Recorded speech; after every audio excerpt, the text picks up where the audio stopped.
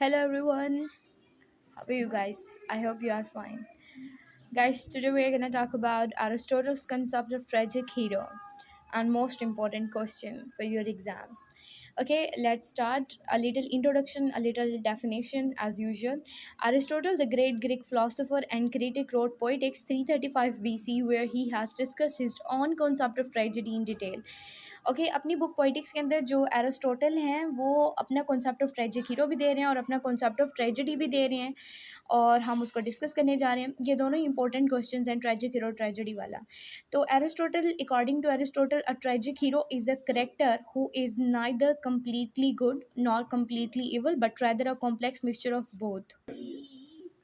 According to Aristotle, a tragic hero is a character who is neither completely good, कि एक tragic hero ना तो बहुत ज़्यादा अच्छा होता है, बिल्कुल कम्प्लीटली गुड होगा, ना ही कम्प्लीटली इवल होगा, but rather a complex mixture of both, लेकिन वो इन दोनों का एक मिक्सचर होगा। He is of noble birth, और ये ज़रूरी है ट्रेजिक हीरो के लिए कि उसकी नोबल बर्थ होगी और उसका एक ट्रेजिक फ्ला होगा which ultimately leads to his downfall and some other characteristics of a tragic hero include. यहाँ पे हम 6 करेक्टरिस्टिक्स को, एरिस्टोटल की जो करेक्टरिस्टिक्स हैं उनको डिस्कस करेंगे, जिनमें से जो 3 हैं वो ये समझ लें कि ट्रेजिक हीरो के लिए और ट्रेजेडी के लिए पिलर्स है। ठीक है, अभी गुडनेस को देखते हैं। गुडनेस क्या है कि Aristotelian tragic hero is generally a good person with virtues and moral values, high social status. Aristotle's tragic hero is usually of noble birth or has a high social standing, tragedy pillar और high social standing। ठीक है, वो noble birth होगी, उसका high social status होगा। उसके बाद हम देखते हैं जी ट्रेजिक फ्ला।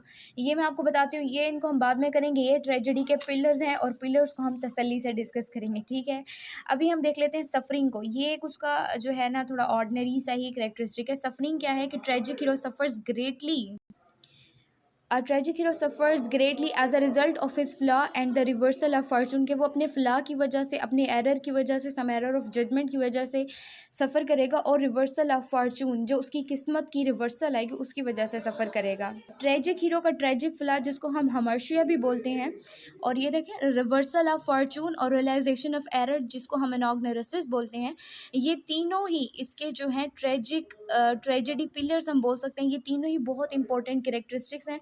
ट्रेजिक फ्ला क्या है? The tragic hero has a flaw in his character that ultimately leads to his downfall. इसका एक ट्रेजिक फ्ला होगा। This could be something like pride, ambition और great. The Greek word used here is hamartia, और यहाँ पर जो साथ में हमर्शिया का वर्ड है, ये ग्रीक वर्ड है, इसका मतलब है मिसिंग द मार्क।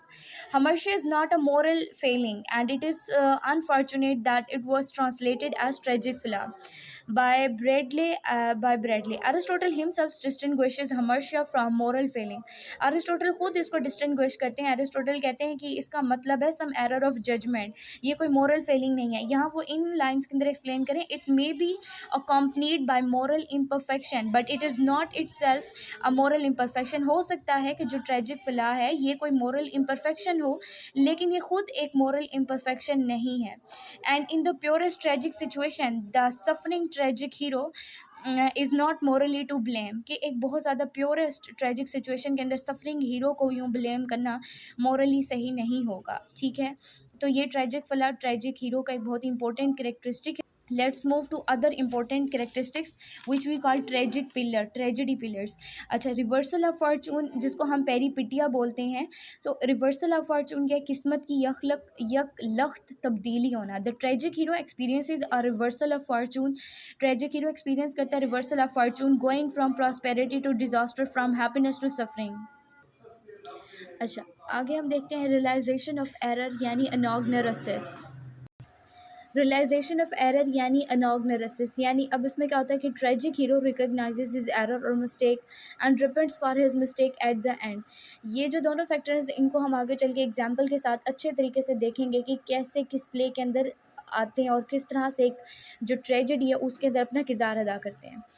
अब जो ट्रेजिक हीरो है उसे लाजमी तौर पे आखिर के ऊपर अपना एरर पता चलता है और वो अपने एरर पे रेपेंट भी करता है, यानी पछताता भी है। According to Aristotle, a man can not become a hero until he can see the root of his own downfall, and it should be noted that the hero's downfall is his own faults as a result of his own free choice, but his misfortune is not wholly deserved। कि जो hero है उसका जो downfall है वो उसके अपने faults की वजह से है, और या जो उसको फ्री विल दी हुई है मिली हुई है उसकी वजह से उसका मिस फॉर्चून जो है वो खाली मिस फॉर्चून ही ये नहीं है, उसके अपने भी अमाल है, उसकी अपनी भी फ्री विल है। इसी तरह usually his death is seen as a waste of human potential. His death usually is not a pure loss because it results in greater knowledge and awareness। कि जो एक डेथ है हीरो की, अक्सर ऐसा होता है कि हम बहुत ज़्यादा उदास हो जाते हैं, हमें अच्छा नहीं लगता कि जी हीरो की डेथ हो गई, अब तो सब कुछ ख़त्म हो गया, ये अच्छा प्ले नहीं है, मोस्टली ऐसा होता है। तो वो कहते हैं कि इसकी जो डेथ है वो बिल्कुल ही वेस्ट नहीं है। इसकी जो डेथ होती है यानी ट्रेजिक हीरो की जो डेथ है वो क्या होती है, it results in greater knowledge and awareness. हमें कुछ ना कुछ नॉलेज देती है, हमें हमारे पास अवेयरनेस देती है। ठीक है, आगे देखते हैं एक एग्जाम्पल ऑफ ट्रेजिक हीरो की। Example of a tragic hero, one example of a tragic hero is Oedipus. जिन्होंने ईडिपस पढ़ा होगा उनको तो आराम से समझ आ जाएगी। ईडिपस रेक्स एक सोफोक्लिस का बड़ा फेमस ट्रेजेडी है, ग्रीक एंशिएंट ग्रीक की ट्रेजेडी है। उसके अंदर ईडिपस रेक्स जो है वो हीरो है, ठीक है। और ईडिपस एक नोबल कैरेक्टर है, बादशाह का बेटा है। और ईडिपस का मतलब है, रेक्स का मतलब होता है बादशाह, और ईडिपस का मतलब स्वेलन फुट यानी स्वेलन फुट वाला बादशाह। तो but he has a tragic flaw, इसका एक ट्रेजिक फ्ला है जो कि उसका प्राइड है, और उसका प्राइड इतना ज़्यादा होता है कि वो अपने प्राइड के अंदर ही जो है कोरियंथ के किंग है उसका कत्ल कर देता है, और उसे नहीं पता होता कि वो उसका जो है बायोलॉजिकल फादर है।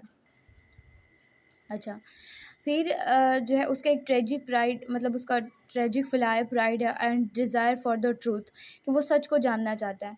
And this leads him to try to uncover the mystery of who killed the previous king.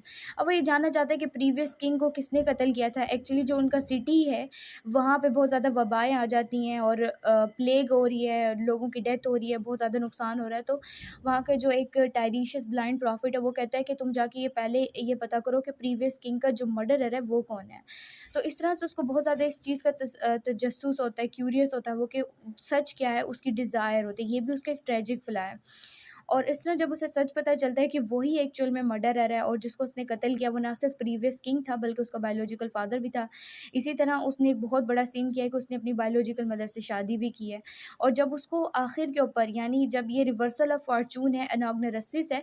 अनाग्नोरसिस क्या होता है कि जब उसको इस चीज़ का पता चलता है कि उसने एक बहुत बड़ा उससे सीन हो गया, उससे गुनाह हो गया है, और फिर उसको जब पता चलता है कि उसका अनाग्नोरसिस ये होता है उसका कि उसको जो है ना मतलब अ, अपनी गलती का एहसास होता है। और जब उसको अपनी गलती का एहसास होता है तो वो अपनी आँखों को नोच लेता है और शहर छोड़ के चला जाता है।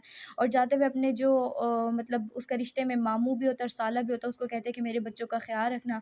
उसके 4 बच्चे होते हैं अपनी बायोलॉजिकल मदर से, और वही उसकी वाइफ़ होती हैं। और जोकेस्टा जो है उसको बहुत ज़्यादा गिल्टी होती है तो वो सुसाइड अटेम्प्ट कर लेती है।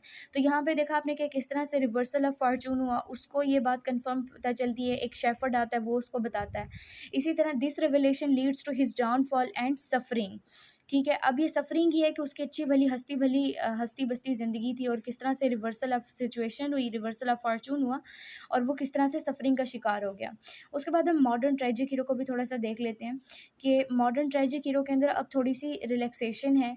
कि ट्रेजिक हीरो पहले होता था कि ट्रेजिक हीरो सिर्फ मर्द ही हुआ करते थे और उनको नोबल होना ज़रूरी होता था। अब ऐसा नहीं है, नोबल ना भी हों, मर्द ना भी हो, ट्रेजिक हीरो ही होता है। और वो कहते हैं कि ज़रूरी नहीं है कि भाई बादशाह का बेटा या कोई अरिस्टोक्रेसी का ही बंदा ट्रेजिक हीरो हो, कोई भी नॉर्मल बंदा हो सकता है जिसके अंदर ट्रेजिक जो क्वालिटीज़ हैं वो उनका लैक हो, उसके अंदर हीरोइक क्वालिटीज़ का लैक हो, और परहैप्स इवन अ विलेनियस और सेमी विलेनियस पर्सन भी हो सकता है। Okay, the essence of tragic hero in modern times maintains two, बस 2 चीज़ें हैं जो कि लाजमी तौर पे मॉडर्न टाइम्स के अंदर फॉलो की जानी चाहिए। एक तो ये है कि ऑडियंस के अंदर ट्रेजिक हीरो को लेकर सिंपैथी हो, हमदर्दी हो, और दूसरा ये कि ट्रेजिक हीरो चाहे कितना ही अच्छा क्यों ना हो, उसकी कितनी अच्छी एफर्ट्स क्यों ना हो, उसका एक ट्रेजिक फ्ला होना चाहिए जो उसकी तबाही का बाइस बने। ये जो चीज़ें हैं जो कि लाजमी तौर पे ग्रीक से लेकर अब मॉडर्न में भी फिक्स हैं कि लाजमी होनी चाहिए। ओके, अब कंक्लूजन की तरफ मूव करते हैं। तो ये है कि Aristotle's concept of tragic hero is acceptable though in some ways he had a limited vision, and tragedy is possible with saints, यानी सेंट्स का तो आप लोगों को पता ही है, as G B Shaw and Eliot have shown. इन दोनों ने सेंट्स के साथ ट्रेजेडी को करके दिखाया। इसी तरह हम देखते हैं कि but this not a generally found fact, tragedy is also much possible with villainous hero has been remarkably shown by Renaissance dramatist specially by Shakespeare. अब आप देखें शेक्सपियर के विलेनियस करेक्टर्स के साथ भी ट्रेजेडी हो जाती हैं। और उसके बाद हम देखते हैं कि the view of Aristotle can not be completely ignored, many dramatist have learn much from his conception. तो जो भी है, चाहे इसका लिमिटेड विजन है, जो भी है, एरिस्टोटल का कॉन्सेप्ट ऑफ ट्रेजिक हीरो को हम बिल्कुल भी इग्नोर नहीं कर सकते। बहुत ज़बरदस्त है, बहुत से ड्रामाटिस्ट ने इससे बहुत कुछ सीखा है। I hope guys you will like my video, I hope you will find my video well, and if you are new, please subscribe my YouTube channel, like, share with your friends. Thanks for watching.